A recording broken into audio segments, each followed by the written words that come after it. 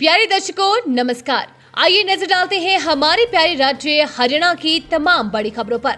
Video शुरू करने से पहले कमेंट बॉक्स में जय हिंद लिखकर हमें सपोर्ट करें। तो चलिए शुरू करते हैं। नायब सरकार ने विकास को लेकर नया अध्याय खोला। हरियाणा का जिला मॉडल 2.0 लागू, जाने क्या है खास। प्रदेश की नायब सरकार ने जिला स्तर पर विकास को लेकर नया अध्याय खोल दिया है। अब तक विकास योजनाओं पर खर्च न होने वाला बजट कई दिशाओं में बिखर जाता था, लेकिन वित्त वर्ष 2025-26 से पूरी व्यवस्था बदलने वाली है।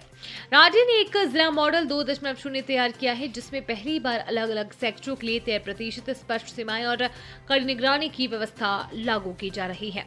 यह बदलाव केवल पॉलिसी नहीं, बल्कि गांव और कस्बों की वास्तविक तस्वीर बदलने की दिशा में बड़ा कदम माना जा रहा है।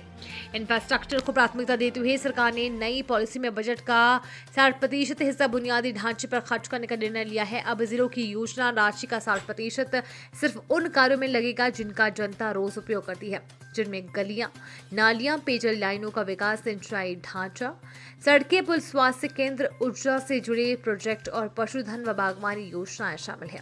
सरकार का तर्क है कि जब तक बुनियादी ढांचा मजबूत नहीं होगा, बाकी विकास अधूरा ही रहेगा। लंबे समय से शिकायत थी कि जिलों में विकास कार्यों का चयन बिना ठोस ढांचे के होता रहा। कई बार पंचायतें अपनी पसंद से काम चुन लेती थी, तो कई परियोजनाएं डीडीएमसी स्तर पर मंजूर हो जाती थी, भले ही वे योजना के मूल उद्देश्य से बाहर हो।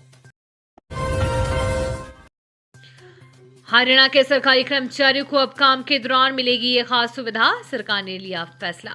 हरियाणा के सभी सरकारी कार्यालयों में प्रतिदिन कर्मचारियों को 5 मिनट का योग ब्रेक दिया जाएगा। इस संबंध में आयुष विभाग द्वारा अब सभी विभागों को पत्र जारी कर दिया गया है। आयुष विभाग के पत्र अनुसार योग ब्रेक के दौरान कर्मचारियों को कुछ ऐसी क्रियाएं और योगासन करने होंगे जिससे वो तनाव से मुक्त होकर और बेहतर तरीके से काम कर सके। योग ब्रेक 5 मिनट का होगा। इस दौरान शरीर को राहत के लिए आंखों, कंधों, कमर और अन्य अंगों के लिए क्रियाएं कराई जाएंगी, जिससे कार्यस्थल पर अनुकूल माहौल बनेगा और कर्मचारी तनाव मुक्त रहेंगे। हरियाणा आयुष विभाग की डिप्टी डायरेक्टर डॉक्टर सुषमा नैन ने बताया कि सभी जिलों में जिला आयुष अधिकारी के माध्यम से योग सहायक सभी सरकारी विभागों में हो जाएंगे। सीएम साहब यात्राओं की बजाय जनता की यातनाओं पर दे ध्यान, दुष्यंत चौटाला का नसीहत। मुख्यमंत्री यात्राओं की बजाय प्रदेश की जनता की यातनाओं पर ध्यान दे, ये कहना है पूर्व उप मुख्यमंत्री दुष्यंत चौटाला का। दुष्यंत चौटाला आज अपने निवास स्थान पर मीडिया से रूबरू हो रहे थे। इससे पहले जिला सिरसा के कार्यकर्ताओं की बैठक भी हुई, जिसमें जननायक जनता पार्टी के राष्ट्रीय अध्यक्ष डॉक्टर अजय सिंह चौटाला सहित तमाम कार्यकर्ताओं ने भाग लिया। पूर्व उप मुख्यमंत्री दुष्यंत चौटाला ने मीडिया से बातचीत करते हुए कहा कि जुलाना में होने वाली रैली की जिम्मेदारी अजय सिंह चौटाला लगाएंगे और आगामी रणनीति तथा सरकार की विफलताओं को उजागर किया जाएगा। उन्होंने कहा कि गांव-गांव जाकर रैली का न्योता दिया जाएगा। दुष्यंत सिंह चौटाला ने कहा कि आज प्रदेश के मुख्यमंत्री यात्राएं कर रहे हैं। मुख्यमंत्री को यात्राओं की बजाय प्रदेश की जनता की यातनाओं पर ज्यादा ध्यान देना चाहिए। उन्होंने कहा कि प्रदेश में कानून व्यवस्था का हाल बेहाल है। पिछले 1 साल से हर वर्ग सरकार से परेशान है, चाहे राशन कार्ड की बात हो, पेंशन की बात हो या महिलाओं के लिए स्कीम के नाम पर योजना लाने की बात हो। उन्होंने कहा कि प्रदेश में मूलभूत योजनाओं में बड़ी कटौती की गई है।